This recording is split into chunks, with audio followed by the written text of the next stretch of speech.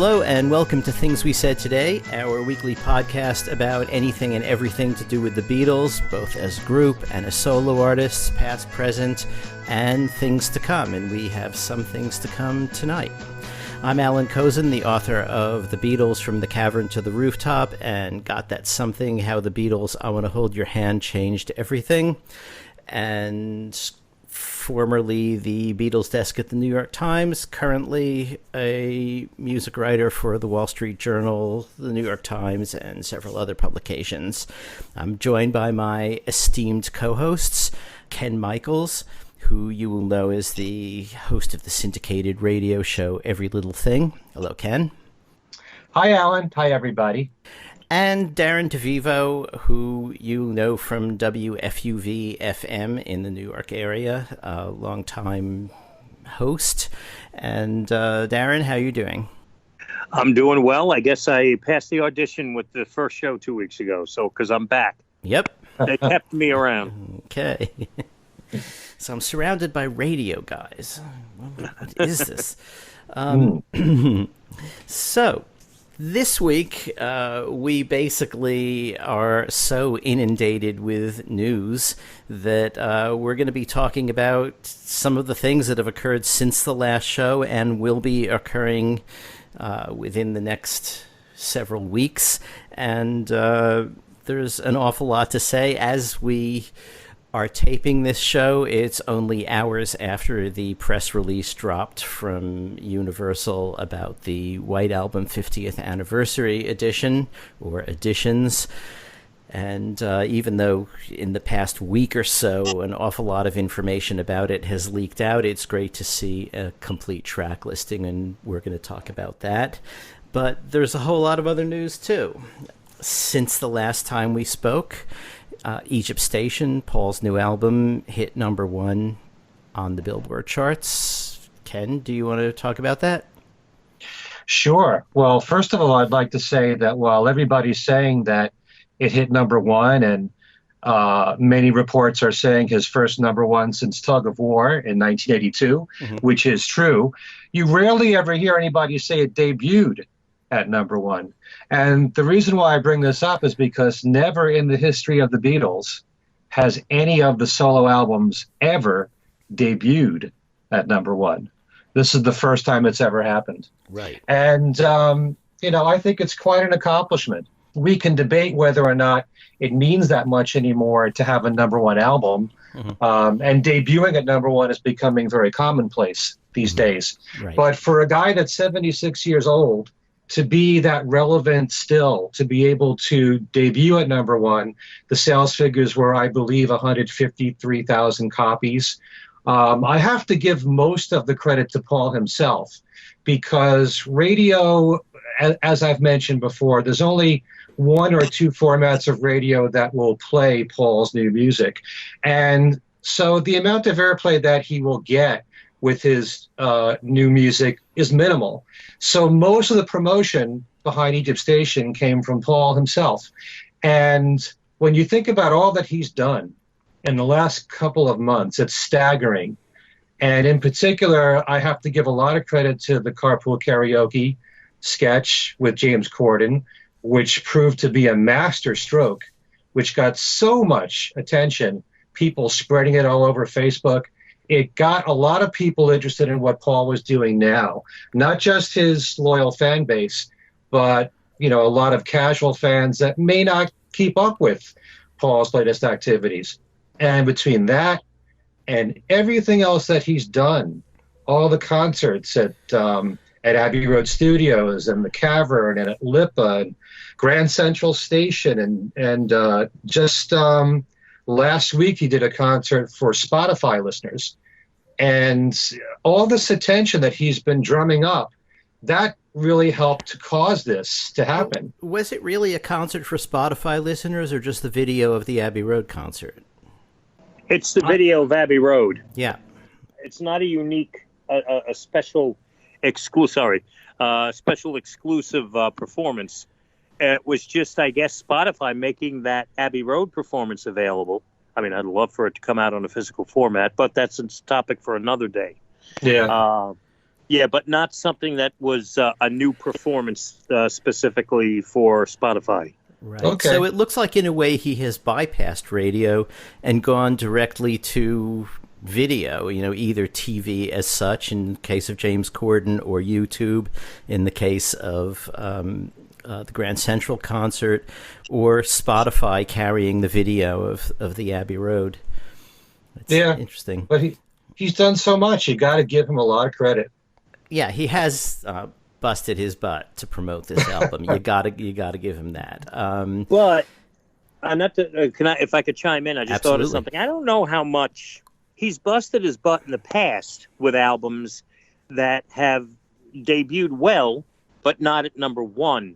I don't mean to play devil's advocate, but I wonder if the number one is also a reflection of the age we're in and the amount of units that were sold. Possibly, it takes less today in 2018 to have a debut at number one than it did even 5 years ago. Right. McCartney, memory serves correct. McCartney did a nice bit of promotion for New. He sure did. New did not debut at number one. I'm trying to pull it up here. It debuted at at least reached 3. That's probably the debut. 3 on then, and when we're talking specifically Billboard's top 200 album chart. When we throw around number 1, number 3, it's all pretty much the Bible is Billboard and their top 200. But Paul put a decent amount of publicity, if memory serves correct, behind New. New only reached number 3, and that was probably the debut. Same thing with Memory Almost Full, number 3. But New reached 1. Egypt Station debuts at 1. Why? Possibly because it needed less copies sold in the first week to accomplish that. Who knows? Yeah, Listen, during the Beatles era, selling 150,000 copies of an album would basically get your label contract canceled. It wouldn't get you to number one. It's a totally different world, and that's why, in a way, the charts are kind of I don't know. They're probably less relevant now than anything, but that said, Paul comes from a time when the charts were relevant, and all of us who follow this stuff come from a time when the charts were relevant, and it kind of is a kick to have the thing be debut at number one. It's it's a nice thing, but it's not quite the accomplishment that it was when you had to sell 1 million. And also, you got to look at what the competition was doing at the time of each release. Right. Because there may have been, like right now, when Paul debuted at number 1, Eminem had released his new album, and the sales went down for his new album. But if you take a look at the new album or previous albums, Memory Almost Full, look at the competition and how well those copies were selling then. It may have been an easier time for Paul to have a number 1 album, but still, no matter how you look at it, this is part of the record books now. And he'll always be able to say he had a number 1 album in 2018 at the age of 76, which it's extraordinary. It still is something to be very proud of. Yes, but like Roger Maris, there may be an asterisk. Well, they haven't done the asterisk thing yet by Billboard. That's true. So, like what Ken said, holds true. A number 1 is a number 1. That's true. Whether you win a game 2-1 or 20-1, it doesn't matter. It's a win. Yeah. There's another question too, though, that I believe don't streaming plays count in on this, and a lot of these sort of package things that have to do with you buy a ticket to a concert, you get the album, that counts as an album sale. Right. So I think Ken had said to me some months ago when we were talking, or somebody, a friend of mine possibly, or Ken might have said something about getting a free, something was coming because we bought tickets to a McCartney concert. Well, it turns out last year's tour netted me a copy of Egypt Station, which I had forgotten was going to be coming in the mail. A friend of mine got 2 copies because he bought 2 tickets, or at least he bought 2 tickets to one show or some combination of that counted into the sales. So you could kind of put together a promotion like this to try to up your sales if you feel, a high chart position, possibly is a possibility. Let's give him a copy for every ticket we sell.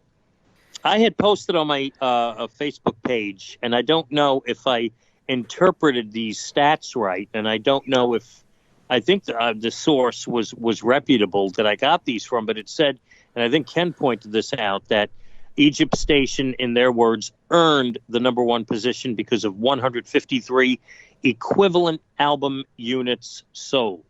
And 153 units were 147,000 CDs and vinyl.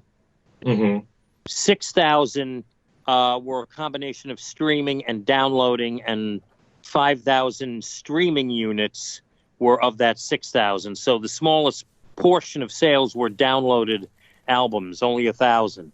Which tells you that most of McCartney's fans are old school and they want the physical format. Right. And of the digital people, I think this is the case across the board, regardless of artist or genre. Everyone is moving towards streaming and away from downloading, or the majority, I guess. You also have to factor in, and I remember the very good joke that Alan said a couple of weeks ago, that Paul may have had sales of 1 million copies through 4 people because of all the different variations of Egypt Station. Right. And there are all the fans who have to buy the vinyl too, and the colored vinyl and the different colored vinyl, and you got to get the Target version for 2 extra tracks, and there's so many different versions. And last time you guys were joking that there wasn't a cassette to collect, and now there is. Yes, and I ordered 2 copies of the cassette, which has not come yet. Actually, come to think of it, I think I have all colored vinyl variations and the cassettes. We all have the CDs, and probably, plus last week's, our show 2 weeks ago, maybe we're responsible for Egypt Station being the number one. Alan, Darren, and Ken are the reason why Egypt Station is number one. But, it's not. It was a nice accomplishment. A number one is a number one. It goes into the books. Yep. To think that there was, it wasn't until the mid-'70s that there was an album, and I hope I'm remembering this correctly. It wasn't until the mid-'70s that there was an album that would debut at number one. It was unheard of until Elton John. Yeah, Captain Fantastic and the Brown Dirt Cowboy. Yeah. Really? And then I think he did it again with the next album, Rock of the Westies. Yes, he did. And Stevie Wonder then did it, I think, with Songs in the Key of Life. I think so, yeah. That's the mid-'70s, all 3 of those albums. And to think that, that was the first time it happened. And I don't even know how many millions of pre-orders there had to be for that to happen. And now here we are in 2018, and Paul sells 153,000 units. And that's good enough for number one. That speaks volumes of where the industry is today. Still, it's something to be proud of. I gather this week it goes down to number 7 or 8, something like that. That's what I heard. Yeah. 8 is what I heard. But and that's what will happen now, because everybody, I guess when SoundScan, the means to immediately record sales, as opposed to waiting for sales to be reported, it could take weeks. That's why when we were younger, an album would come out or a single, it would debut, and it would slowly creep its way up the charts. And the pace in which the single or the album would go up depended upon reports being filed by mail, over the phone, and all these stats on sales and everything then being recorded, and it took time. And then SoundScan comes along, and point of purchase sales are immediate, and that's when you started to have these albums that would debut very high up on the charts, if not at number one, and then drop like lead weights, because everyone who wants it bought it in the first week. So for those who don't, totally get how that all impacts sales, you'll see McCartney debuts at number one. Now he'll drop to 8, and then in 2 weeks he could very well be in the 30s, and then gone before you know it, off the charts. Yeah, and as I've said on this show, and sometimes I've talked to Alan and to Darren privately about this, The reason why that is like Darren said, all of the loyal fans go and buy it quickly within the first few weeks. And unless another audience, like younger people, get exposed to this music, then there's no reason to keep it on the charts. And it's going to sink very fast. I remember just a few years ago, James Taylor released an album. And it was his first album in a long time. It was over 10 years, I think. And it hit number one. And it was off the charts fairly quickly after that. So a lot of these veteran artists, that is what will happen. You know, it'll only be on the charts for a few months. But in order for an album to have any kind of real impact, it has to have continued airplay or exposure to other audiences that normally wouldn't buy, in this case, a Paul McCartney album. So I have a suggestion for Paul. What's Next that? time, what he should do is first put out the CD the first week. The next week, put out the Target version with the extra tracks. The third week, put out one version of the vinyl. In other words, instead of, all of us went out and bought all of the versions that we were going to buy all in the first week. But, maybe if he staggered the versions that are out there, he would have a longer staying power at the top of the chart. That's probably something many artists are going to be doing now in the future for their releases. And with cassettes now somehow making their way at least back onto the radar, I'm not exactly sure why, but who knows if the 8-track is really going to, or the reel-to-reel tape going to make its return. And we could milk this and have a number one album for 6 months at this rate. Don't give Paul any ideas. You could put out the Laserdisc version of the Grand Central.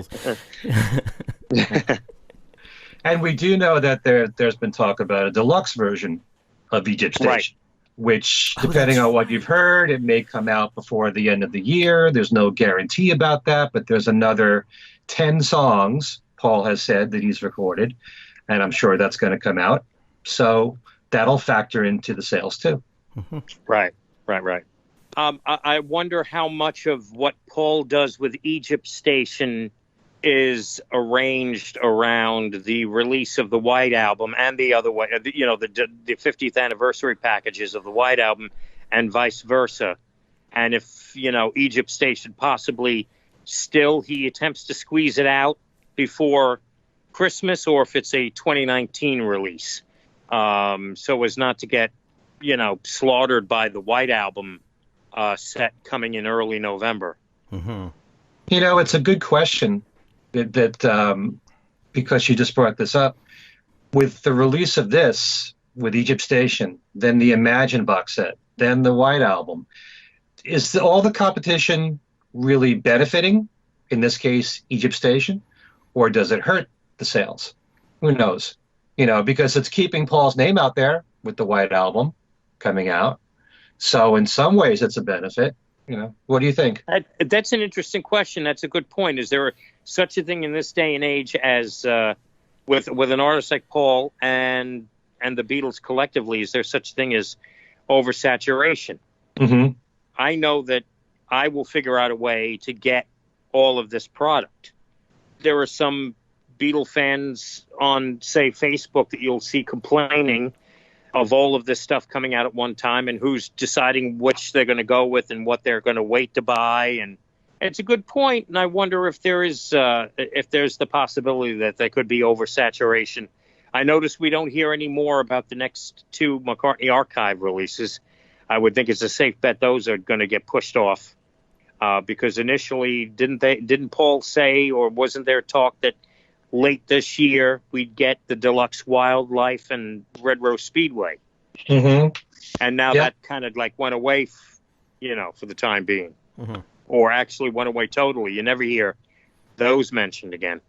Well, actually, I just did see something on Facebook today about that, about the vinyl coming out for those two in December, on December 7th. But I can't say that there's any confirmation behind that.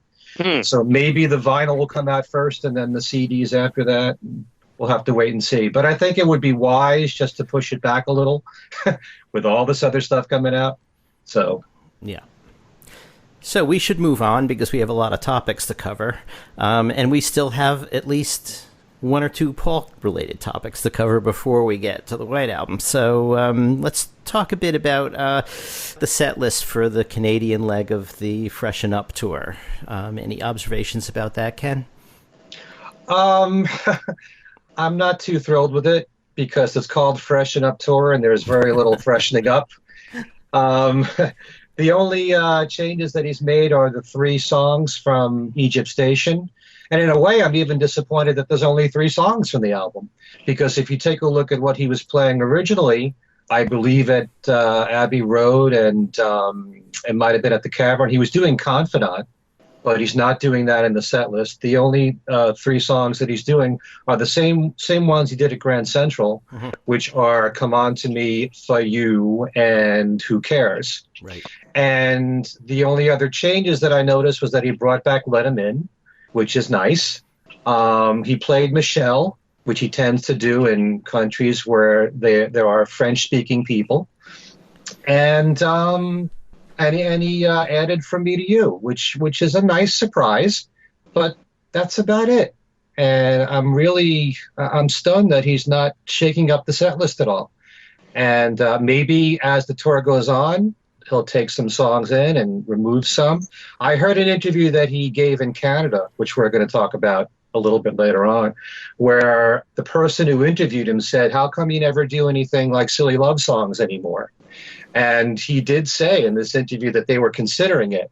So you never know what's in the pipeline. You never know what they're thinking about doing, what they may add to the set list and take out. For Paul, the difficult decision is what to take out because he likes doing all these songs. But he's still doing basically the same set list, way too heavy for my taste on the Beatles. And I'm surprised that he's still doing something like Being for the Benefit of Mr. Kite. You know, I'm sort of disappointed, but at the same time, I know that there are going to be people out there who at this point will feel that there's no point in ever criticizing Paul or Ringo for their set list because they don't have to be doing this, and we should be grateful for whatever they do for the rest of their lives. And I agree with that point of view as well. But I would hope that with a catalog as rich as Paul's, and I think he has the greatest catalog of all time if you combine his solo stuff with the Beatles, there's so much stuff he's never done before from his solo catalog, very little from the Beatle days as far as songs that he sang lead to.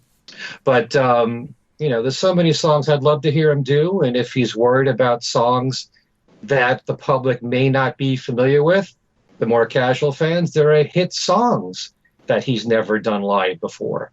I'm still questioning why he's never done something like Uncle Albert Admiral Halsey. It was a #1 hit in America, and he's never done it live. So I'm kind of disappointed, but at the same time, I'm thrilled that he loves doing this. He really enjoys doing these concerts, or else he wouldn't be doing them. And I still feel that no matter what, we should be grateful.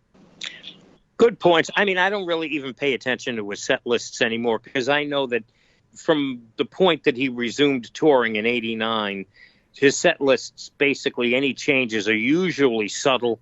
They're minor. You've got the massive hits that he has to do that we would love for him not to do for a change of pace. Hey Jude, Live and Let Die, etc. But he has to do those. And he's got a lot of has-to-do songs, which leaves little room for the tunes that he could swap in and out. And in those, he doesn't swap them in and out all that much. So I kind of have given up. He plays what he plays. Whenever he comes through the New York City area, I'll be there. And some of the things I've found as he's gotten older, there were some songs I wish he would retire because he can't execute them anymore vocally. I'm okay with never hearing Maybe I'm Amazed live again. I love Maybe I'm Amazed, always will. Happy I've heard him perform it, but I think I'd rather not hear him perform it anymore. And there's a substitution he could make. But that's how I would base the changes to his set list on. What can he still handle? What can he still sing live? But I gave up a long time ago really analyzing the set lists and, he's doing, he's doing this, he's doing that. Why? I don't understand. Boy, he could do. Uncle Albert Admiral Halsey's an interesting choice, but I would think that would be kind of an awkward song to do live. because it's got so many stop starts, effects, little gimmicks and all.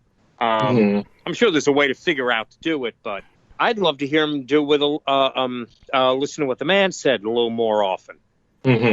But he's brought that back.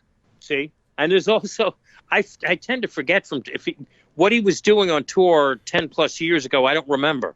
So sometimes I'll hear him do something. I go, wow, it's great to hear this one. He did it several tours, Darren. I don't remember. I can't keep up. But I have more of an issue, actually, with the name of the tour. When I heard the tour was called Freshen Up, I thought, oh, that's really? Freshen Up, Paul? I mean, it sounds like, it's like a Handy Wipes commercial. Or I thought of Freshen Up gum. Yeah. I mean, even some of the ones up and coming, and really, Paul? You could do better than that. Freshen Up is like, oh. Why does a tour need a name anyway? Right. Yeah, right. I kind of feel the same way with Roger Waters naming tours like, Us and Them. Roger, that's a 30-some-odd-year-old Pink Floyd song. You couldn't come up with a better name for your current tour? Or In the Flesh. We've used that a few times already as well. Anyway, but Ken hit the nail on the head. Let's be thankful that Paul's out there still doing it. And with a massive, even though his catalog is as big as it is, the catalog of songs he must do is also enormous. So that's eating up half your set right there. So, but you can question a lot of those songs. Yeah. I mean, in almost every single tour, he does Blackbird. And don't get me wrong, I love Blackbird, but I wish he'd give it a rest. I know it's a great song, especially on acoustic guitar. Why is it he drops The Long and Winding Road, but he has to do Eleanor Rigby? I mean, what is the difference? True. I agree with you. There are songs like that. There are a lot of songs that, and I break it down as A-level songs that you feel he must do, the B-level ones. Those are the ones that he swaps around that make the show interesting. He might do, for example, I've Just Seen a Face one show, and then I'm Looking Through You the next to substitute it. So when he makes those changes, as he's done in the past, that's what keeps it interesting for me. But there are tons of songs that he's done in his solo catalog in particular. I don't understand why he can't do something like Take It Away, or Hell on Wheels, which would be a great live song, a great rocker right there. And those are songs that were hits that even casual fans, unless they're very young, should know. It's not like he's not doing the songs you know and love, like as Ringo would say. In one show I remember not long ago, he did, as he's still doing, In Spite of All the Danger. And there were people that got up out of their seats and walked out during that because they didn't know it, despite the history behind that song. So, I just don't know why he can't shake it up a little bit more. Yeah, that's true. Like I said, I grateful. I will see him no matter what. If he sang Yesterday 30 times in concert, I would still go. That's how loyal I am. But at the same time, I recognize his catalog as being, to me, the greatest catalog of all time. So I wish that he'd showcase it more. Is he still doing Temporary Secretary? No, he's not. But and I don't mean to make a big detour here, but I just want to make one comment here because Darren, I know you and I both saw Paul Simon in concert in the last week or so, and It was a magnificent show. And to make a contrast there, Paul Simon did 26 songs live. Only 5 of them were Simon and Garfunkel songs. Compare that to how many Beatles songs Paul does live to his solo music. I mean, Paul is basically 60% Beatles in concert. That's an awful lot of Beatles songs. Well, I wish it was spread out more.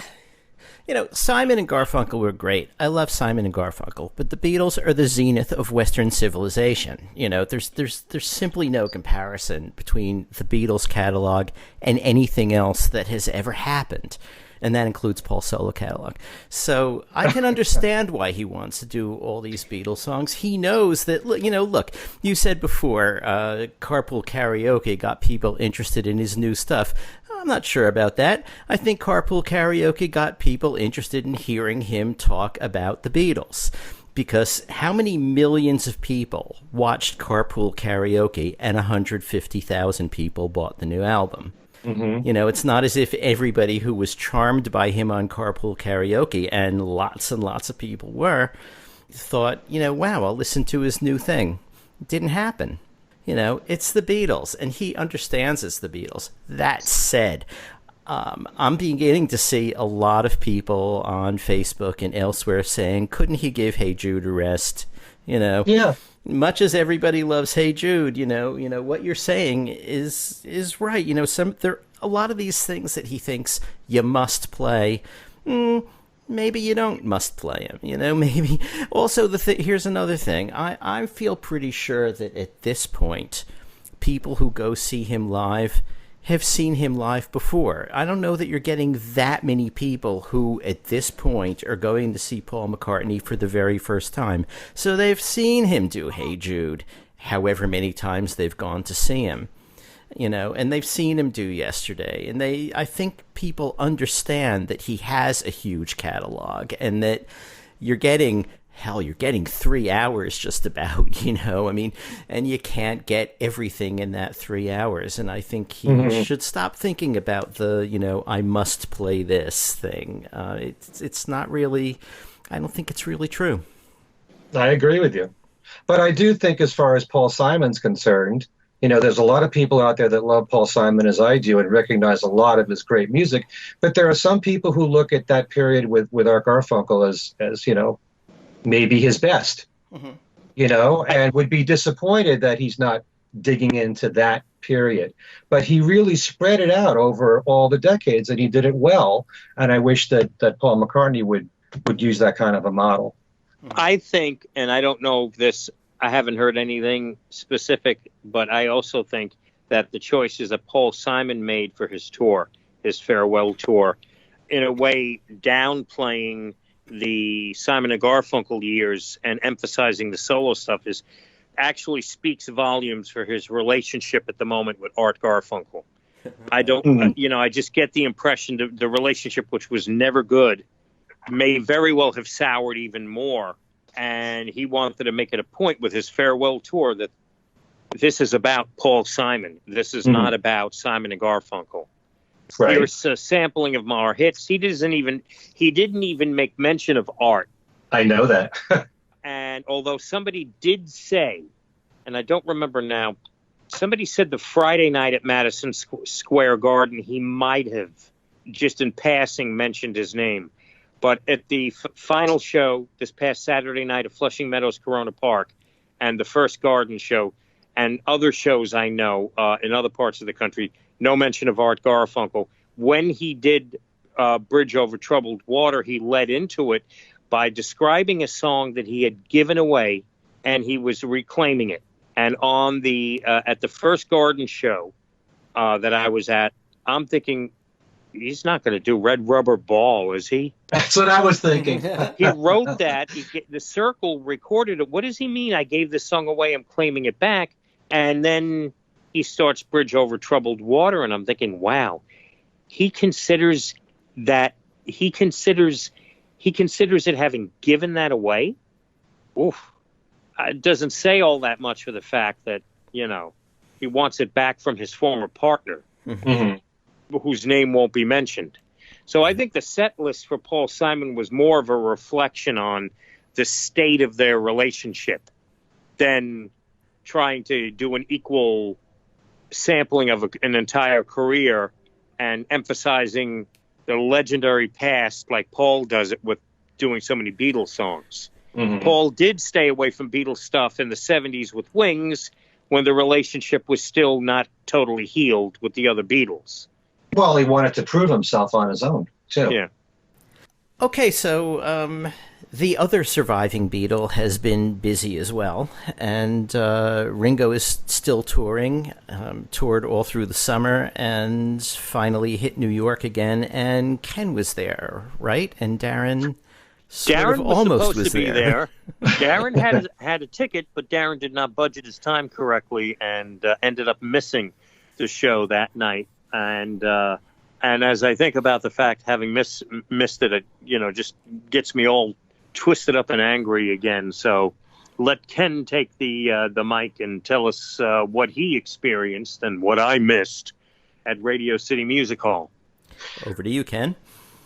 Well, it was a great show. I mean, I've seen all of Ringo's tours, and this is no different. It was nice to see the new additions to the lineup. Although Colin Hay has already been part of the All-Stars, it's nice to bring him back. And to have Graham Goldman there, that was a big highlight for me. He did 3 10cc songs, Dreadlock Holiday, which was a big hit in many countries, except the United States, although it did get some airplay here. Really good reggae song, which they're singing, I don't like reggae, I love it. And I think a lot of people recognize that one. And, of course, the 2 big hits of The Things We Do for Love and I'm Not in Love. And I loved hearing those 2 songs. And they were executed really well. Although the I'm Not in Love song didn't have the Big Boys Don't Cry section in the middle. But as usual, the Santana songs and the Toto songs work so well live. Steve Lukather is a tremendous guitar player. And, his solos throughout are just amazing for his own songs, for the Santana songs. They seem to be real crowd pleasers. But the one thing that struck me most of all, and this is seeing him at Radio City Music Hall, I've never, and I've been to so many Ringo shows at this point, I've never seen a concert where about 70% of the show, everybody stood up. And I'm not kidding. I barely had a chance to sit down. You had to stand up or else you couldn't see everybody on the stage. Usually I'm used to seeing everybody stand up for Yellow Submarine. Everybody stands up for that song. But throughout most of the show, people got up for the Santana and the Toto songs. And just to hear the 10cc songs were really nice. I also miss Todd Rundgren a lot because you realize after the last 5 years or so that he's been with this band and in the previous All-Star bands that he's very much the partier. He likes to run around the stage, dance, have all kinds of antics, go behind Ringo at the drums, go behind Greg Raleigh at the keyboards. He moves around a lot, and he's, somewhat comical, but none of the other players do that kind of thing. Mm-hmm. So it was very noticeable that Todd was not there. Okay. And it was a great show. I mean, anytime you see the All-Star Band, it's a fun show, packed with hits. Colin Hay's voice was fantastic. Loved the songs, Who Can It Be Now and Down Under, and Overkill, which is one of my favorite songs of the 80s. It was a tremendous show. You can never go wrong with the All-Star lineup. I think Colin Hay is a perfect member for this type concert, mm-hmm. where he can, play the big hits and then be part of the house band, and for this tour not have to be a heavy as a guitarist, which isn't his forte, right? Because you got Steve Lukather, handling all of that, and and Colin Hay could concentrate on rhythm and then come to the, this is an ideal setting for him. And how is Graham Goldman's voice? It was strong. I did notice that certainly in the case of The Things We Do for Love, it was brought down. The key was. Now, Eric Stewart sang those 3 songs, or at least 2 of them. I know he sang lead. Yeah, I know he sang lead on I'm Not in Love and The Things We Do for Love. Dreadlock Holiday, there was a lot of harmony in that song, but I'm thinking the lead vocals, I'm not sure if that was Graham or Eric. Yeah, but, I forgot. And of course, Ringo was great too. I just wish, kind of like Paul, that he would add some new material in there. His most recent album, Give More Love, he did the title track for a few shows, and then he dropped the song. And I still wish that We're on the Road Again would have been added to the set list, because it's a great rock song. He wrote it with Steve Lukather. Steve is in the band. It's about being on the road. It's a perfect song for the band, and I don't know why he won't do more of his new material or other solo music. Perfect show opener, I think. I agree. That would have worked well. Although I do love Matchbox as an opener too.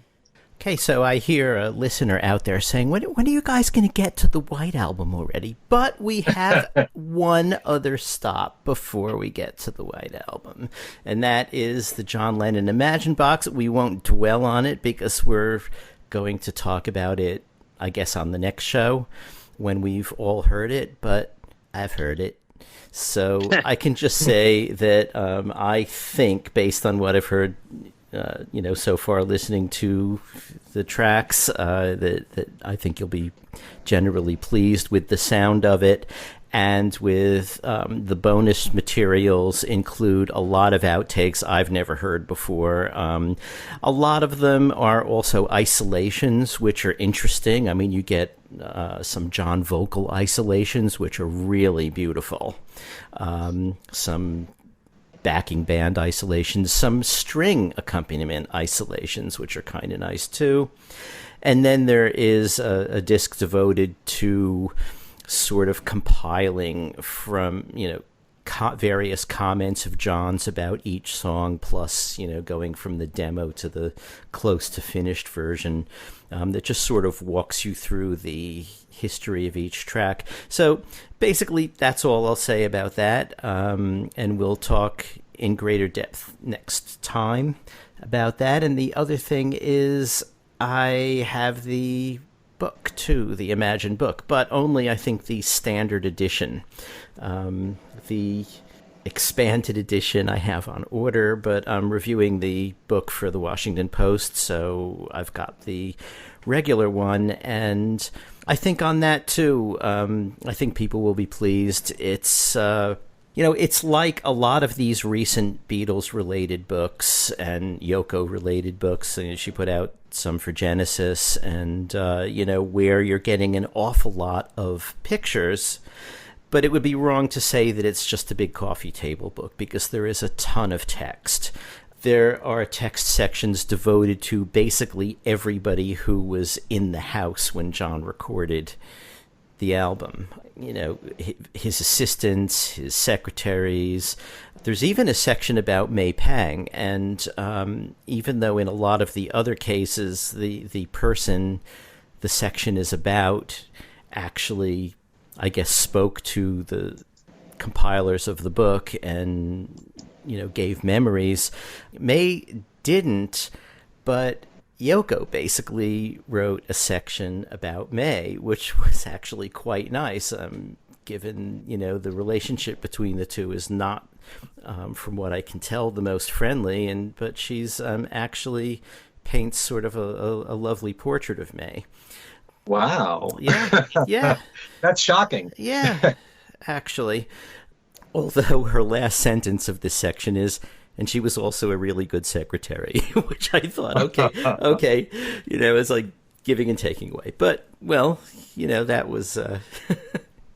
Anyway, there are tons of reproductions of things beyond, just photos of the sessions. If you like looking at tape boxes and the annotations on tape boxes, there's a lot of that.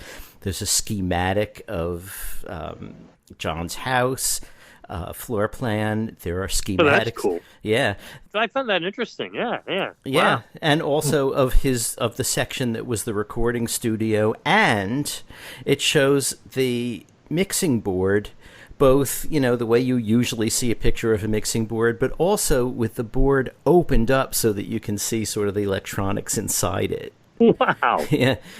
Yeah, there's just a lot of stuff I've never seen. There's a letter that John wrote to someone who wrote an article saying that the Beatles ripped off black music, and that that's basically all the Beatles were, is a rip off black music. And John responded to him, basically saying, look, this was the music that we loved, and we always identified it, and we always made it clear that this was black music, so it's really not a ripoff. And, it has nothing to do with the Imagine album, but it's obviously from the time, and they have a lot of stuff from the time that just sort of gives you a picture of what's on John's mind as these sessions are going on. So that's that. The book is called Imagine John Yoko. All right, so that is, because I'm trying to, I wanted to do by the time the next show, we record the next edition of Things We Said Today, this stuff will be out. Right. But as we approach early October, and I think everything's coming out the same day, I think. Mm-hmm. Could be wrong about that. I think October 5th is, yeah. The book that you're talking about, Alan, is the thick. I'll use the description, even though you say it's more than just coffee table book. This does not come with the audio box set. No, this is a separate. That's all right. So Alan elaborated on the book. The actual Imagine album, if I'm looking at this, is going to be available in 6 configurations. Right. The Super Deluxe box set, and then the Deluxe double CD. There will be a single CD. And here we go with the vinyl. There will be it'll be a double vinyl. So you're going to get some bonus stuff on vinyl along with the original album. Your choice, black vinyl or clear vinyl. I'll take both. Thank you very much. And then, of course, the digital version. And that is the album Imagine portion of things. Alan talked about the book, which is sort of the album, but also their life, John and Yoko, that time in book form. And then there's the films that are coming out on DVD and Blu-ray. Ken and I had the opportunity to see a preview of the restored Imagine movie, no relation to the late, I guess, 1988 theatrical release, Imagine John Lennon, not that, but the John and Yoko film that was released in late 1972 that really is a big music video of Imagine and selections from Yoko's album Fly. Ken and I had the opportunity to see that. We could talk about that on the next show when the disc is available. And it's being coupled with the documentary Gimme Some Truth, the making of the Imagine album. So those two films will be in one package on DVD and Blu-ray at roughly the same time as the big box set comes out, and other configurations of the Imagine album and the book that Alan elaborated on that will be out. So I think I got it all down. Then if somebody could email me and explain it all back to me, because I get confused very easily with all of these different configurations and mega book. Is there more than one book, did you say, Alan? Is there 2 editions? There are, I think, 3 editions. Oh, come on. Now this is... Let me get a pen. No, I'm kidding. Okay, there's the standard trade edition, which is, I believe, the one that I have at the moment. There is a somewhat more deluxe edition with many more pages worth of pictures, but I think the text may be the same. And then there was a super duper extra special deluxe edition. I don't know what it's called. And I think that was essentially the same as the second version, but was autographed by Yoko. I could be wrong, but I think that's what it was. And that one, by the time I got around to ordering it, was all sold out. So save me a couple of $100 there. But and that edition, except that now I'm going to have to find it anyway somehow. That edition actually had the coffee cup stains, that were made by Yoko on those copies. So could be. Anyway, so enough. That is Imagine, early October, coming to a store near you. So much stuff. Oh, yeah. Well, so we were going to talk about the White Album, but we're out of time. Just kidding. So well, really, Imagine's white. We did talk about that White Album. That's true. Everyone had, I think, who really cares about this stuff had been hearing bits and pieces of what was going to be included over the last week as various people sort of leaked things, and including Giles Martin, who gave an interview. I can't remember to who, but there was an interview online at the end of last week in which he talked about it a bit. Didn't talk about specific tracks, but talked about working on it. And so we finally have answered the big debate between, I guess, me and our former colleague Al Sussman. I guess he's still our colleague, he's just not on the show anymore. And Al insisted that there wouldn't be another set like the Pepper set, and I was pretty sure that Giles' sort of grammatical slip in an interview about the White Album being the next one really was saying the White Album will be the next one, and I win that one. Fortunately, Al and I bet $300,000 on that, and I will be waiting to collect. Just kidding, Al. I was in agreement with you, Alan. As far as I was concerned, as long as Sergeant Pepper did well, and that all is based on, well, whether the record company was happy with the sales, then I would have foresawn, this and Next Abbey Road and then let it be. Absolutely.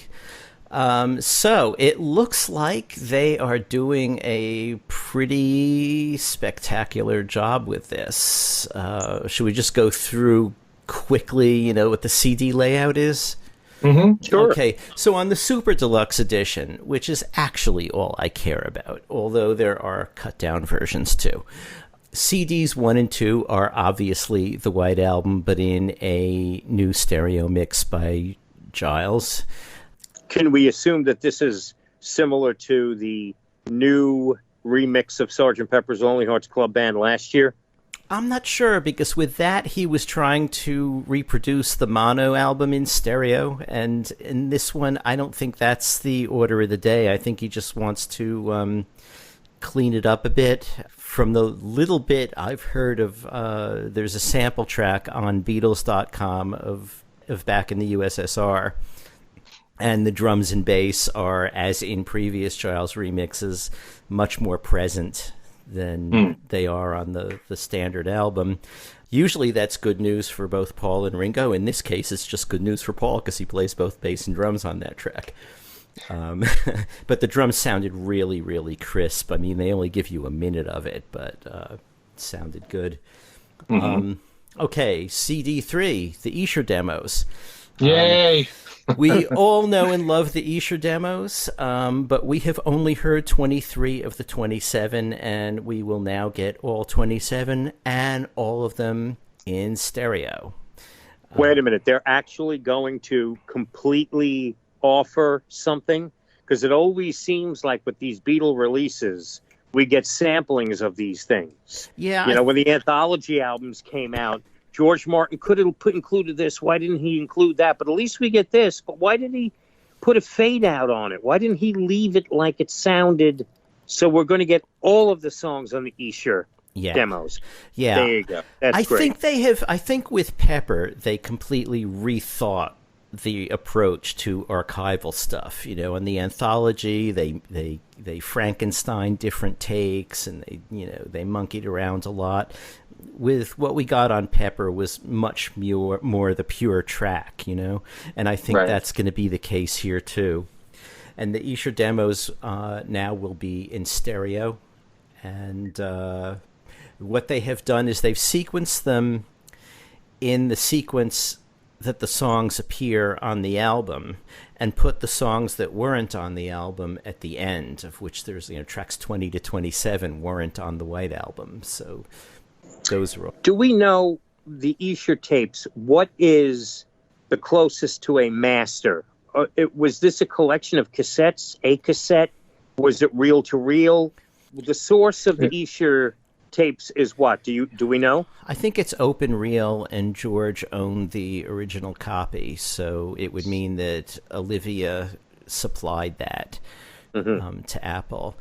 At the time of the anthology, George was asked for the material, and he brought in, like 5 tracks, however many there were on the anthology, and said, that's all there is. And everybody knew that wasn't all there is, but nobody was going to fight with him. I think, in fact, Darren, some of the things that you may have disliked about anthology releases actually have to do with George. George was the one who wanted to cut out some of the repetitions on Shout because he thought it was self-indulgent. He vetoed, apparently, from what I've heard, including things like Carnival of Light and the 27-minute Helter Skelter because they were self-indulgent. And he also made an edit of You Know My Name, Look Up the Number because he thought it was, you want to guess? Self-indulgent. And bizarrely, though, all the things that he cut out of that version of You Know My Name, Look Up the Number were on the single, so it was it was possible to recreate the complete take by using both the single and the anthology track, except that the anthology track was in stereo and the single was in mono. All right. Yep. So the Easier demos are disc 3. Discs 4, 5, and 6 are session outtakes. And that stuff looks just great. You know, there's not the 27-minute Helter Skelter, but the 12-minute Helter Skelter, which we heard 5 minutes of on the anthology. Now we get the whole thing. Possibly a mixed blessing. I thought the one on the anthology was a little on the dull side, you know. I think all of us fantasized when we read in Mark Lewison's book about a 27-minute Helter Skelter that it was 27 minutes of the raucous take that's on the White Album, not 27 minutes of a slow, swampy blues. You know? Mm-hmm. But when the anthology came out, I asked Mark, is the 27-minute one more like this or more like the album one? And he said, no, it's more like this.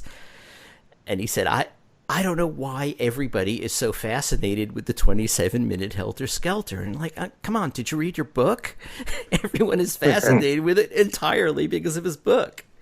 So, yeah. Anyway. So going back to what you said before about George, the other Beatles at the time wanted Carnival of Light out? I don't know if they necessarily wanted it out, but they wanted to discuss the possibility. You know, at the time, Paul and Linda possibly made one of those photo films using Linda's photography, and the Beatles' Carnival of Light is the soundtrack. So he may not hate it as much as the person Bruce Spicer talked to, who heard it. But, you know, I think most people probably would not know what to make of it, but Paul obviously has some sort of fondness for it, or he wouldn't have used it as the soundtrack of one of those photo films. I see a Carnival of Light 27-minute Helter Skelter coming out at some point for a 60th anniversary, maybe, or it just seems like those things will at some point in our lifetime see the light of day, and we're being set up right now for their emergence. I can't believe I'm so excited hearing this. And I saw very quickly earlier in the day that we recorded the show, was the day that the details, all of the details were released. We're recording this the same day as you get the point. I actually haven't, I didn't dissect anything. So hearing you say that there's going to be 3 CDs of session outtakes as opposed to a selection of 10 tracks is, this is wonderful news. Yeah. Well, so 3 CDs of session outtakes plus 27 demos for the Easier tapes. That's quite a lot. I believe the 3 CDs include a total of 50 tracks. And are they all of the 6 discs? Are we talking CDs, or is there a combination of Blu-ray audio coming into the picture here, or? Yeah, the 6 CD version, the whatever super deluxe, whatever they're calling it, also has a Blu-ray, not a DVD, just Blu-ray this time, and it includes a high definition version of the 2018 stereo mix that is disc 1 and 2 of the CDs, two 5.1 mixes. One is DTS and one is Dolby. So you have your choice of 5.1 mixes and the mono mix, the original mono mix in a new direct transfer from the master. All on one disc. All on one disc, but no video. Now, we do already have the Hey Jude and Revolution clips and the Lady Madonna clips and the Hey Bulldog clip that really, it was used as a Lady Madonna clip. But there is a lot of other video around that they coulda, shoulda included, I think. There's all the video that, from the music special, it has another name too, but where it shows them recording Hey Jude. There's that clip, plus there's a lot of outtakes from that, from which that was cobbled together. What else? There is that clip that they made as a promo for Apple back at the time that shows Paul recording Blackbird and many other things, but they could have included that whole little promo. And in fact, again, with that too, there must be plenty of outtake footage. So it's kind of a pity that the Blu-ray doesn't include some video too. Alan, did you happen to notice if any of the tracks that are part of the outtakes are the same ones that were on the anthology? Well, like as I mentioned with Helter Skelter, right, 5 minutes of it was on the anthology. I haven't compared all of the take numbers. I believe the anthology Obla Di Obla Da, we had take 4. Here we got take 3. But there are, some questions about which take 3 it is, because with some of these songs, they made several different versions. There was the original Obla Di Obla Da was sort of acoustic guitar based, and then they changed the arrangement completely, and that would have had a whole new number of takes. So it's not always clear which version all of these takes are, There is, for people who want to look into an early report on this, Rolling Stone did a piece, Rob Sheffield did a sort of an early listening kind of thing where he describes some of what the tracks are. And so that's kind of useful. Some of them are, like with the Imagine album, some of them are instrumental backing tracks. There's a Dear Prudence, it's just vocal, guitar, and drums. And, the big surprise here, unnumbered rehearsal of Let It Be. Oh, I had heard about that. Yeah. Being included. That's fabulous. Mm-hmm. So, yeah, and we do, I think, get another version of another outtake of the version of Helter Skelter that is on the album. Don't know how long it is, though. Mm-hmm. Could actually combine all the Helter Skelters together and make a double album. Anyway, yeah. I'm just thinking about the fact that I'm probably going to have to get a paper route for a second job to pay for the White Album Imagine Deluxe Egypt Station thing, that all that stuff that's coming out here at the end of the year. Yeah. But, yeah. Well, and then maybe Wildlife and Red Rose Speedway too. Well, I think, I just got a new app that Apple put out that attaches right to my wallet. The money does not pass go. It just goes right into the app directly to Apple. So... Yeah. So hopefully, this is today's show. This show is somewhat of a summarization of all of the madness of releases that are coming, that we will be dissecting in future shows as we make our way through the fall. And I know, at least talking about the Imagine stuff, it helped sort things out from my head on what's coming out. Because again, I get confused so easily with all of these different configurations and whatnot. So do we know with the White Album, we will have the big box set with the 6 discs and the Blu-ray, and I would imagine okay. There will also be a 3 CD digipack, which will have the standard album in the 2018 remix, and the 3rd disc is the Escher demos. That version will also be released as a 4 LP limited edition vinyl box. And as a digital download collection. And then there is the standard 2 LP vinyl, 180 gram, that is just the 2018 remix of the album. Okay. All right. I mean, so that's we for now will have actually the White Album, 3 different versions of the standard 90-minute, 30-song album. Mm-hmm. The stereo mix from 2009, the mono mix that came out in 2009, now the new 2018 mix. So those all 3 will be available on vinyl, and then all the all the bells and whistles that are coming out this year. Basically, yeah. Did that make any sense? So for me, just get the deluxe version. That's it. Just for me, it's back the truck up and just throw them in the back. Give me at least one of everything, and I'll sort it all out later. Yeah. The thing is, if you want to go minimalist here, getting just the Super Deluxe Edition will give you everything. I mean, the rest of them are simply if you collect variant formats. I mean, the same way you could say the same thing with, just get the Target version of Egypt Station.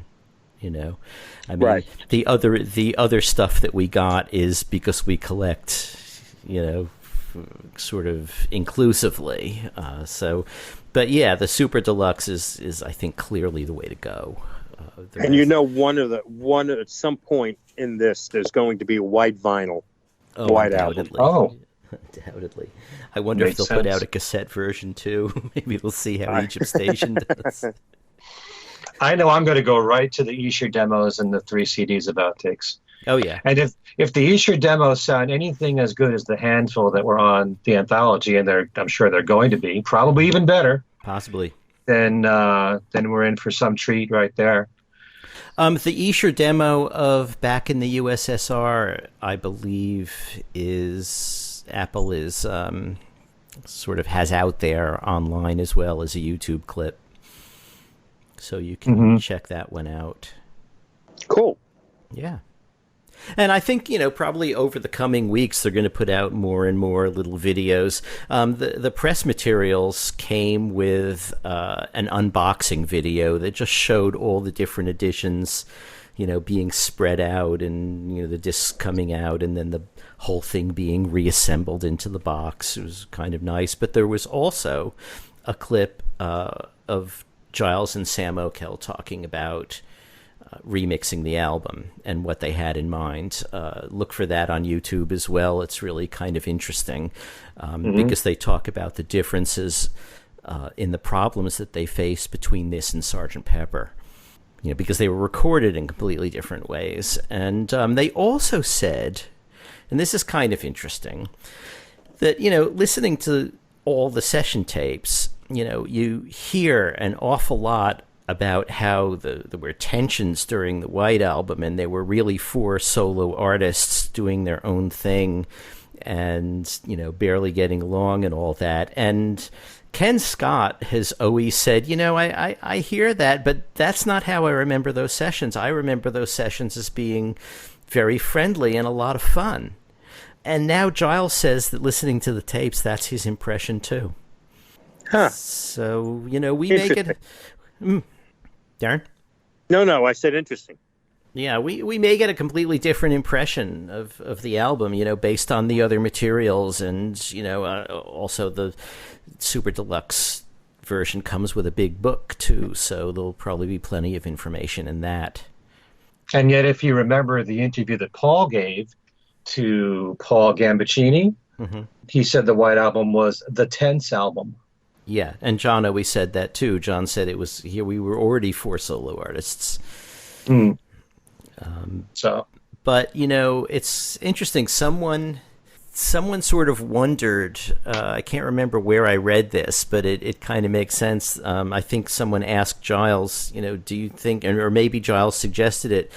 Do you think that perhaps our view of the history of the White Album is colored by the fact that the recently disbanded Beatles talked about it in those terms, and for various reasons, each of them, or at least John and Paul, and George to a degree too, had reasons to feel disgruntled about the way things ended up and sort of projected some of that onto the White Album. Now, in George's case, we do know that he put a lot of work into While My Guitar Gently Weeps and couldn't get a lot of cooperation and brought in Eric Clapton largely because he knew that with an outsider in the group, they would all behave better.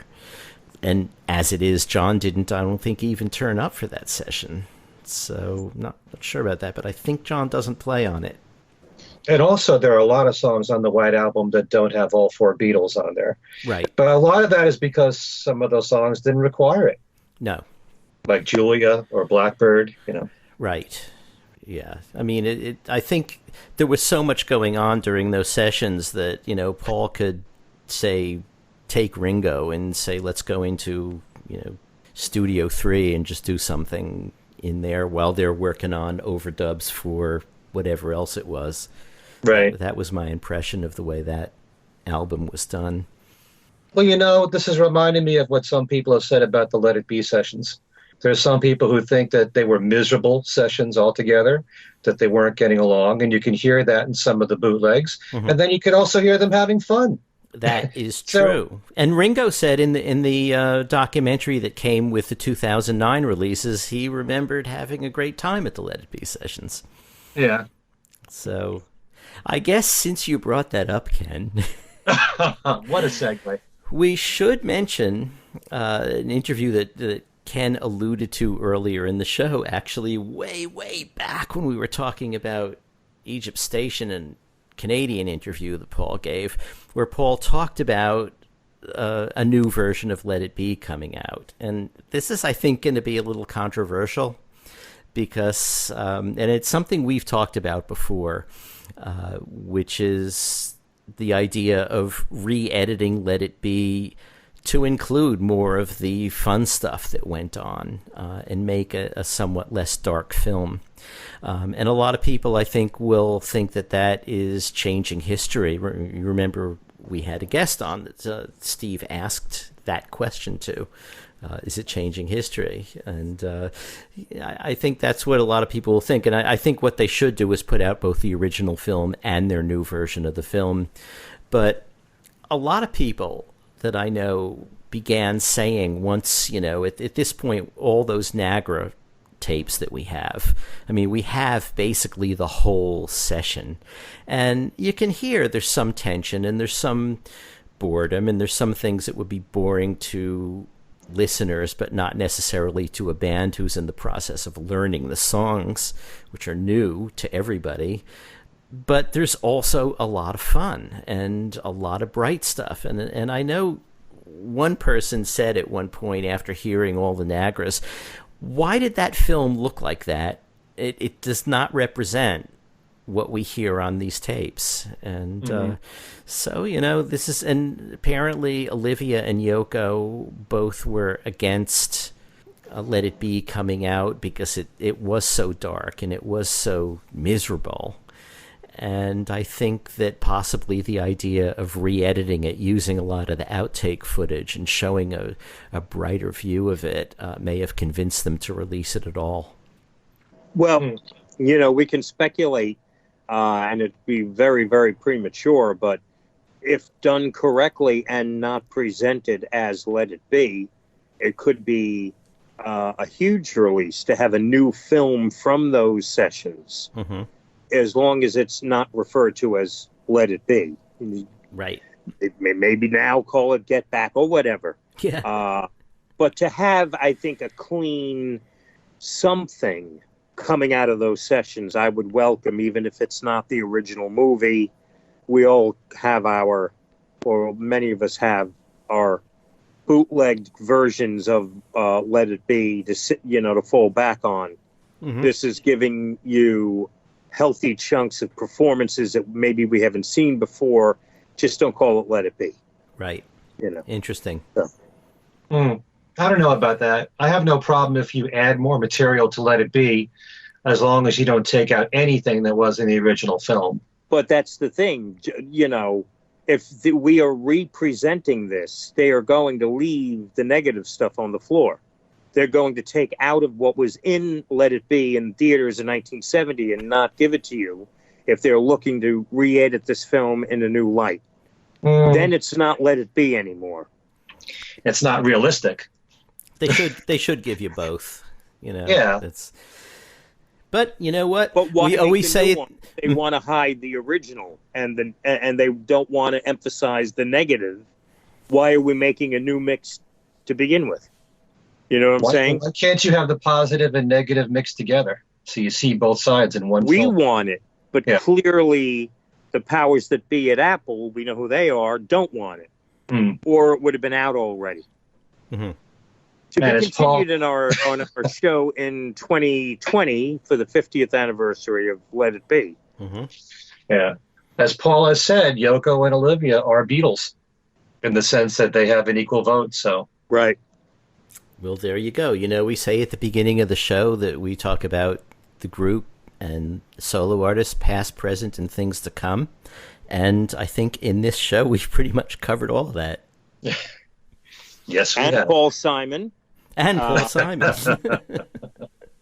So we have, as I say, covered an awful lot of ground and taken an awful lot of time doing it. Thank you for listening. I hope you have been glued to your headphones or speakers or however you listen to the podcast. And I think before we say goodbye, we'll go around and get everyone's contact information. So, Darren, start with you.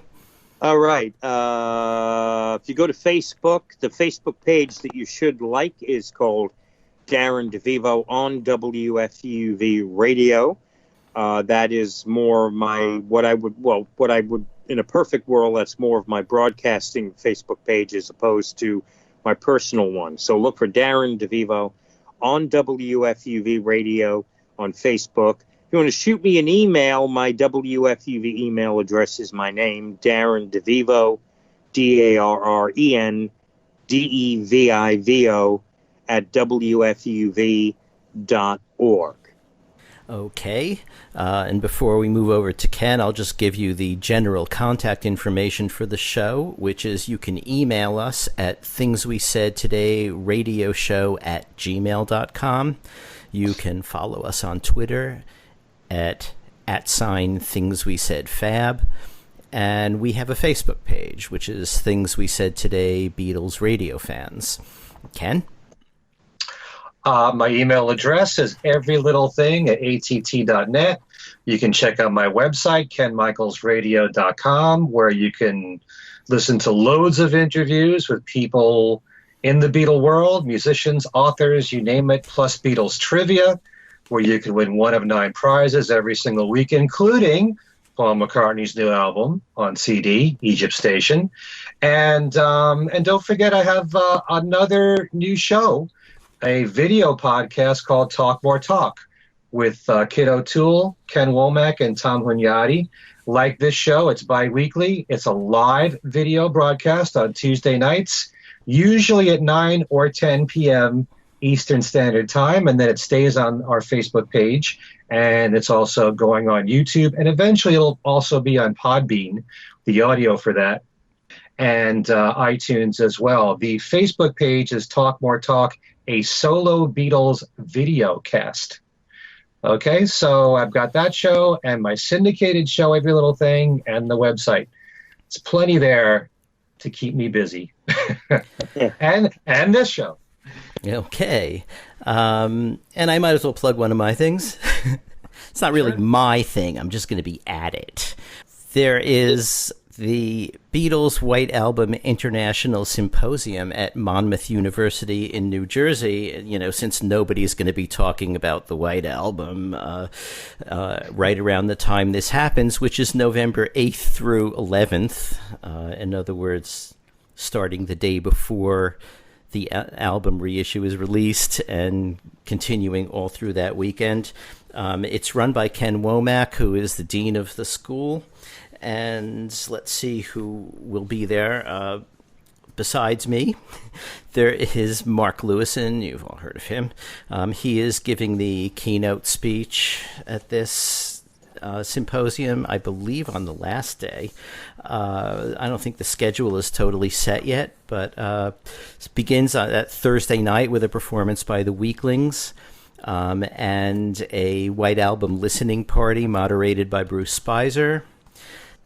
There is a book signing of Tune In with Mark, several White Album panels, and I am going to be speaking on Sunday about the Revolution Trilogy, particularly Revolution number 9, because that's everybody's favorite track, right? Other people who were there, Ken Mansfield, Jeff Emmerich, Chris Thomas, Emmerich and Thomas were both part of the sessions, Rob Sheffield, Walter Everett, Tim Riley, Mark Lapidus, Al Sussman, Scott Fryman, who does that Deconstructing the Beatles series, John Kovach from the University of Rochester, Jude Sutherland Kessler, who's been a guest here, Edward Green, Fulbright specialist in American music, Richard Buskin, Eric Taros, Robert Rodriguez. We can see some sparks flying there. Lots of people, lots and lots of people. So that should be a lot of fun. I'm really looking forward to that. And so that is November 8th through 11th at Monmouth University. You can look it up online and see how to register for that if you want to go. To contact me, apart from the things we said today, radioshow@gmail.com. Email address, you can get me at my Facebook page or my Facebook pages. One of them is just plain old Alan Kozin, and the other is Alan Kozin Remixed. Not done by Giles. So, I'm sure he would do a good job. And not coming out on cassette. Right, or 8-track. So, thanks again for listening, and for Ken Michaels and Darren DeVivo, I'm Alan Kozin saying good night and see you next time. Take care.